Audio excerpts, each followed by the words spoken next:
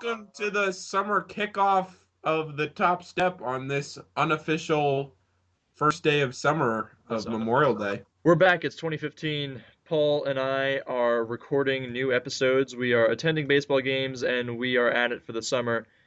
This week, we got to talk to an exciting new guest, Dave Sims, who is the play-by-play announcer for the Seattle Mariners. More on that coming up in a bit, but for now, I'm Steve Miller. And I'm Paul Fritchner. And this is the Top Step. Who's on first? What's on second? I don't know who's on third. You're killing me, Small. There's no crying in baseball! And the Nationals win it! That is the worst call I have ever seen! Eye on the ball, okay? Fly ball left field deep! That guy was a bro. And his name is Dan Uglin. Let's go Bucks. Drive! Deep left field! Going! Let's go! Picks it out! Tags Posada, and the Florida Marlins are world champions!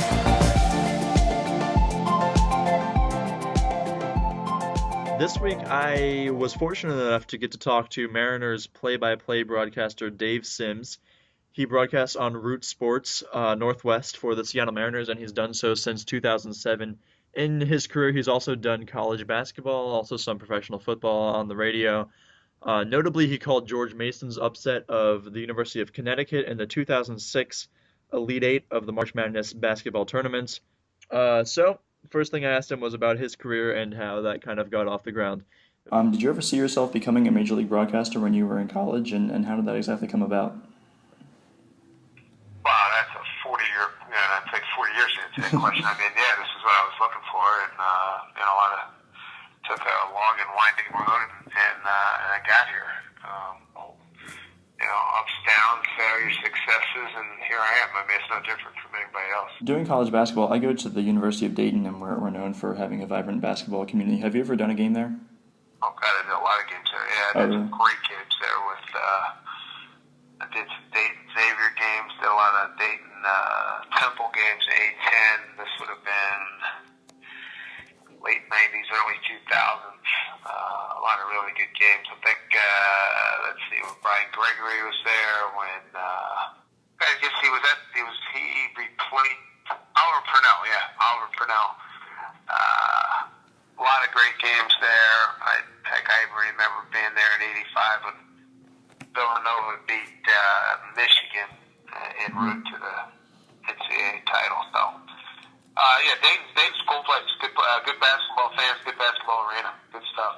Yeah, awesome. I enjoyed it there. I think it's interesting, though, that Dave offered the information on Xavier and Dayton without him even knowing that Paul's going to Xavier next year. Dayton's never beaten Xavier in the Cintas Center. It's kind of a bummer, and that's been open. I believe it was 2000, 2001 was the first year. Was the first season that was open. I don't think Dayton has ever beaten Xavier in Cintas. Also, I don't know, Dayton and Xavier being the Catholic schools right up the road from each other, big rivalry, but what's a bummer is that they don't play anymore because Xavier moved into the all-Catholic Big East and Dayton stayed in the A-10. With regards to the Mariners, they're definitely considered to be in contention to vie for that AL West division, which is turning out to be pretty competitive this year. So what can you say about the team, especially Nelson Cruz being added, and their prospects of hopefully catching up to Houston right now? Well, Cruz is just what we needed. He's a power guy, an impact guy, a difference maker, and the team as a whole, hasn't really clicked yet in terms of swinging a bat, but it's going to happen. Against the big guys with to repeat Lloyd's mantra that there's too many guys with good numbers on their baseball cards. So I think this is a team coming together. I mean, Cano's hit 260. That's not going to last long, and Cruz may taper off a touch, but I don't think it'll be drastic. Seager hasn't gotten hot yet. Miller's on fire right now, and the pitching. I think the thing that's really encouraging is Felix is Felix, but you got Taiwan and Paxton are making a move. Elias has pitched really well, and hopefully at some point we'll get Iwakuma back and go from there. The Seattle Mariners have who in my opinion I think is the best pitcher in baseball, Felix Hernandez. He's a guy that comes out every 5 days, and even if he doesn't pitch his best game, just the way he carries himself, the kinds of games he's had in the past, more or less put the team on his back and just kind of rejuvenate the club. And more often than not, he gets wins for them. So Dave had some interesting thoughts on Felix Hernandez. Well, it does what any age does. I mean, it's a different feeling every day. Every day you wake up on that day, you know he's pitching. If you're on a winning streak, you like the chances that it's going to continue. And if you're on a losing streak, he's already twice stopped 4-game losing streaks. You know you're going to have a fight chance to get you back on the right track. So, yeah, those kind of guys are once in a lifetime to get somebody that good, that consistent. Dave called Hernandez's perfect game in 2012. Philip Humber, is it Umber or Humber? Do you know? Umber. Philip Umber pitched a perfect game for the White Sox in the 2012 season, I believe a few months before Hernandez's perfect game.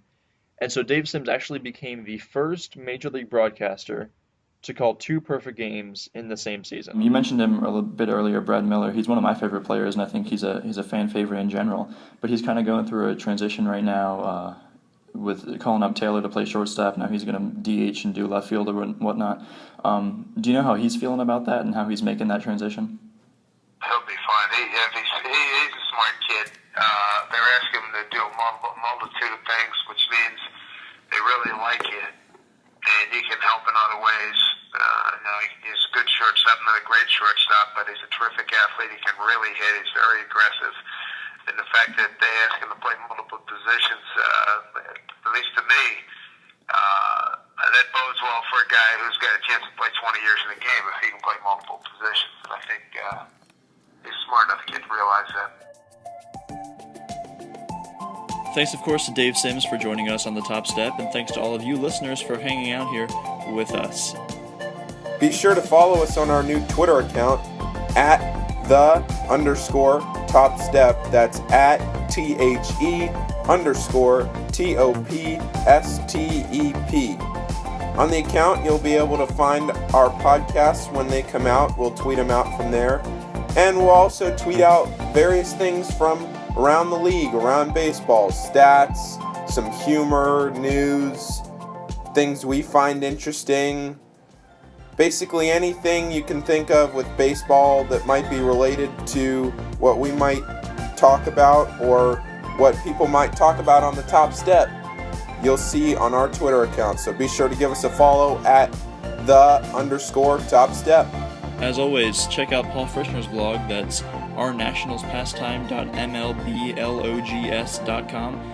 And you can follow him on Twitter at Paul Frischner. That's FRITSCHNER. Be sure to stop by my blog as well. It's smillermarlins.wordpress.com. And you can follow me on Twitter at smiller_96.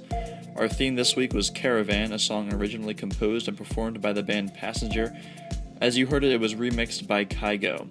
We welcome you back to the Top Step for the summer of 2015, and we hope you've enjoyed this podcast, and we look forward to seeing you back right here again soon.